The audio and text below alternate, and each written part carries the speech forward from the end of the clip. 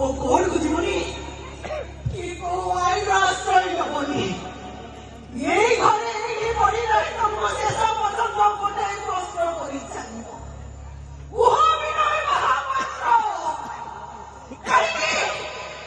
କାହିଁକି ତୁ ଯିଏ ନିଶ୍ୱାସ ତମେ ସରଳ କାଣ୍ଡ କରୁଛ, କାହିଁକି ତମେ ମୋତେ ସୁନେଲି ଭବିଷ୍ୟତ ଦେଖେଇବ, କାହିଁକି ତମେ ମୋତେ ଭଲ ନାଟ କରି ମୋ ଗର୍ଭରେ ବଢୁଥିବା ଛୁଆଟାକୁ ମାରିବାକୁ ଚେଷ୍ଟା କର। ମୋର ଦୋଷ ରହିଲା କୋଉଠି? ତମର ଭୁଲ କଣ ଜାଣିଛ? ଆରେ ଯେତେବେଳେ ତମେ ଜାଣିଲ ତମ ଗର୍ଭରେ ଗୋଟେ ଛୁଆ ଅଛି, ତମେ ମତେ କହିବା ଆଗରୁ କଷ୍ଟ କରିଦେଲାନି କାହିଁକି? ସବୁ ଶୁଣିଛି, ତୁ ଯାହା କହିଲୁ ଶୁଣିଛି, ସେ ଝିଅ ଯାହା କହିଲେ ଶୁଣିଛି, ଆଉ ସବୁ ଶୁଣି ସାରିବା ନିଷ୍ପତ୍ତି ନେଲି। ତୁ ହିଁ ସେ ଝିଅକୁ ମ୍ୟାରେଜ୍ କରିବୁ। ଏଇଟା କଥା ନାହିଁ ଭାଇ, ତମେ କେ ବୁଝୁନ କାହିଁକି? କାହାକୁ ବୁଝାଉଛୁ? ତୋ ଭାଇକୁ ଆରେ ନିଜ ପ୍ରେମକୁ ସମ୍ମାନ ଦେବାକୁ ଯାଇ ଆଜି ଏ ବୟସରେ ଆସିଲା। ନିଜ ପ୍ରେମିକାକୁ ସମ୍ମାନ ଦେବାକୁ ଯାଇ ଆଜି ସେ ଅଖା ମହାନ୍ତିଙ୍କର ସେ ଗୀତକୁ ମନେ ପକାଏ। ପୁଣ୍ୟର ନଦୀ ତୀରେ ପାପର ତରୁଣାରେ ପକ୍ଷୀଟିଏ ବସା ବାନ୍ଧି ହୁଏ, ଜାଣିଛ କି ତାର ନାମ? କିଏ କହେ ତାକୁ ଛଳନାମୟୀ, ମୁଁ କହେ ତାକୁ ପ୍ରେମ। ଆରେ ତୁ ମୋ ଭାଇ ସହିତ ସେ ଝିଅକୁ ଆରେ ପାଗଳା, ପ୍ରେମିକ ତାକୁ କୁହାଯାଏନି ଯିଏ ପ୍ରେମିକା ଆଖିରୁ ଲୁହ ପୋଛି ଦିଏ।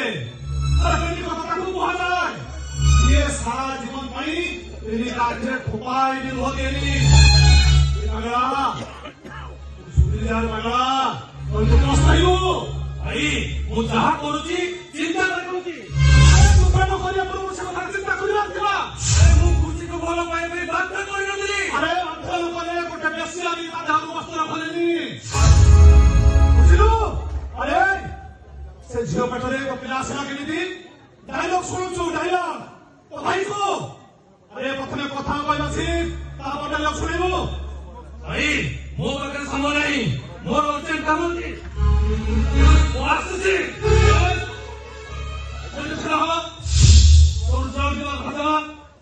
କାଲି ଦିନ 10ଟା ବେଳେ ଘରେ ଥିବୁ, କାଲି ଦିନ 10ଟା ବେଳେ ମନ୍ଦିରରେ ପ୍ରବନ୍ଧିମାନଙ୍କର ବାହାଘର ମୁଁ କରିବି।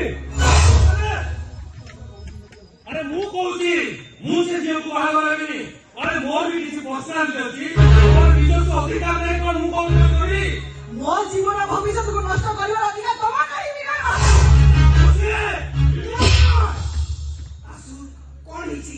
ତୁ ବିନୁକୁ ହାତ ଉଠୁଛୁ କାହିଁକି? ଖାଲି ହାତ ଉଠେନି ମା, ତାକୁ ଆଜି ଗୋଟେ ଥର ମାରିଛି। ଆଉ ୟା ପଛରେ ସେ କଥା ନ ମାନେ ତାକୁ ମରୁ ମରୁ ମାରିଦେବି। କଣ ହେଇଛି? ନା ସେ ଝିଅକୁ ଦେଖ, ତା ମୁଣ୍ଡରେ ସିନ୍ଦୁର ଅଛି ନା, ତା ହାତରେ ଶଙ୍ଖା ଅଛି ନା, ମା, ତା ବେକରେ ମଙ୍ଗଳସୂତ୍ର ଅଛି ନାହିଁ। କିନ୍ତୁ ମା, ସେ କୁଆଁରୀ ଗର୍ଭରେ ଗୋଟେ ସନ୍ତାନ ଅଛି। ଚମକି ପଡିଲୁ ନା ମା? ସେ କୁଆଁରୀ ଗର୍ଭରେ ଯୋଉ ସନ୍ତାନ ଅଛି ତାର ସ୍ରଷ୍ଟା ହଉଛି ତୋ ସାନ ପୁଅ ବିନୟ ମହାପାତ୍ର।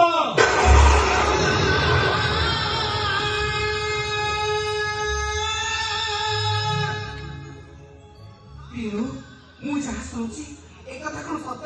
ବିନୁ, ମୁଁ ତତେ ପଚାରୁଛି, ମୁଁ ଯାହା ଶୁଣୁଛି ଏ କଥା କଣ ସତ?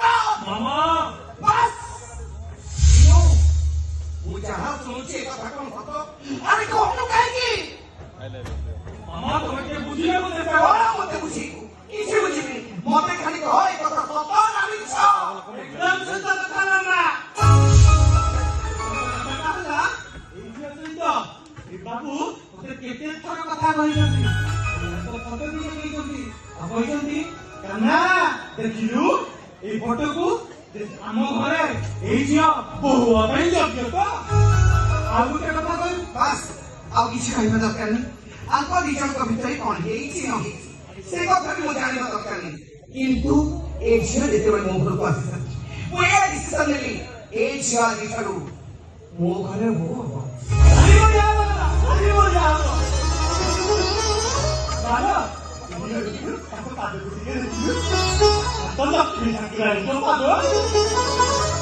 ଆମ ଘରେ ଖାଲି ତ ଲକ୍ଷ୍ମୀ ବାଛି ଦିନୁ ଚୁପ ହେଇକି ଚାଲିଛି କିଛି କହୁନୁ କିଛି ଜବାବ ଦଉନୁ ଏ ସିଏ କଣ କହିଲେ ଏମିତିକା ସ୍ତ୍ରୀ ଭାଗ୍ୟରେ ଥିଲେ ହରି ଠିକ ଅଛି ନାରୀ ଅର୍ଥରେ ହସ ସ୍ୱର୍ଗକୁ ବିନାଶ କରି ପରିଣତ ନାରୀ ଆଖିରେ ଲୁହ ସ୍ୱର୍ଗକୁ ବିନାଶ କରି ପରିଣତ କରିଦିଏ ରେ ବାବା ହଁ ସାଙ୍ଗ ବାବୁ ସେଦିନ ସୀତାମାଙ୍କ ଆଖିରେ ଲୁହରେ ଲଙ୍କାର ପାଉଁଶ ଫଳି ଯାଇଥିଲା ରହସ ନବାକୁ ଆଉ ସେଦିନ ପୂର୍ବଂଶ ଧ୍ୱଂସ ବି ହେଇଯାଇଥିଲା ସାଙ୍ଗ ବାବୁ ଚେଷ୍ଟା କରେ ପାଗଳା ବୁଝିବାକୁ ଚେଷ୍ଟା କର ସମ୍ପର୍କ ଥିଲେ ତ ମନମାଳିନ ହୁଏ ସେଇଥିପାଇଁ କେବଳ ସେଇଥିପାଇଁ ସମ୍ପର୍କର ଅନ୍ୟ ନାମ ହଉଛି ବୁଝାମଣା ତୁ ଏତେ ବାଟ ଆଗକୁ ଆଗେଇ ସାରିଲା ପରେ ପଛକୁ ଫେରିବାକୁ ଚିନ୍ତା କରିପାରୁଛୁ କେମିତି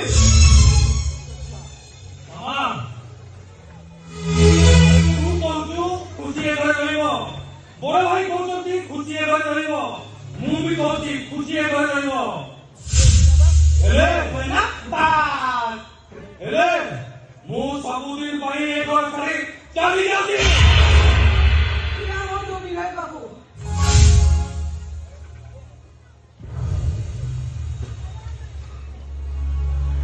ଆପଣ ପୁଣି ଘରେ ଛାଡି ଚାଲି ଯାଉଛନ୍ତି ଆପଣ ତ ହଉଛନ୍ତି ମାର୍ବଲ ଚଟାଣର ମଣିଷ ହେଲେ ଖୁସି ଧୂଳି ମାଟିର ଝିଅ ଚିଣା ମଶାଣିକି ଗଛ ମୂଳରେ ପାରି ଶୋଇବାଟା ତାର ଅଭ୍ୟାସ ଅଛି କରୋନା ତୋରାଣୀରେ ଲୁଣ ପକେଇ ପିଇବା ତାର ଅଭ୍ୟାସ ଅଛି ଭୋକିଲା ପେଟର ଦାମ ଏଇଟା କୋଉ ନୂଆ କଥା ନୁହେଁ ଆମ ପାଇଁ ମୋ ପାଇଁ କାହିଁକି ଆପଣ ଏତେ କଷ୍ଟ ଶୋଇବେ କରୋନା ଆପଣ ଏ ଘରେ ରୁହନ୍ତୁ ମୁଁ ଏ ଘର ଛାଡି ଚାଲି ଯାଉଛି ପାରିବି ବିନୟ ବାବୁ ମୁଁ ସିନା ମୋ ପେଟରେ ପଢୁଥିବା ଛୁଆଟାକୁ ବାପର ସ୍ନେହ ଦେଇପାରିବିନି ଏ ମାର ମମତା ଦେଇ ତାକୁ ମୁଁ ଛୋଟରୁ ବଡ କରି ଯିବା ପୂର୍ବରୁ ଆପଣ ଗୋଟେ କଥା କହିଦେଇ ଯାଉଛି ବିନୟ ବାବୁ ଭବିଷ୍ୟତରେ ଆପଣ ଯଦି କେବେ କାହାକୁ ମ୍ୟାରେଜ କରନ୍ତି ଆପଣଙ୍କର ଯଦି କେବେ ଝିଅଟିଏ ହୁଏ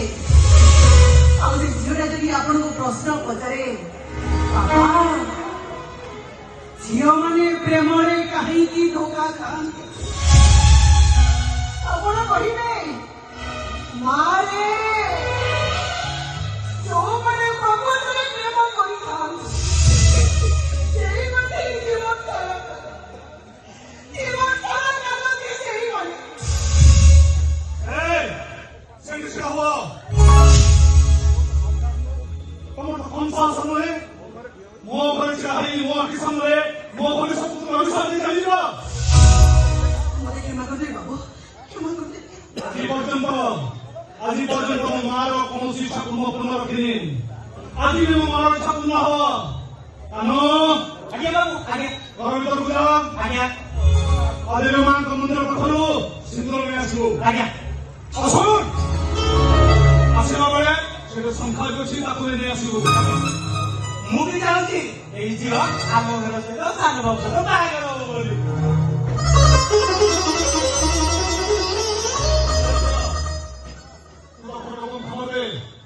କାଲି ଦିନ 10ଟା ବେଳେ ସେ ମନ୍ଦିର ନିକଟରେ ପହଞ୍ଚିବେ ଆରେ ତମ ଦି ଜଣଙ୍କର ବାହାଘର ମନ୍ଦିର ପାଖରେ କାଲି ମୁଁ କରିବି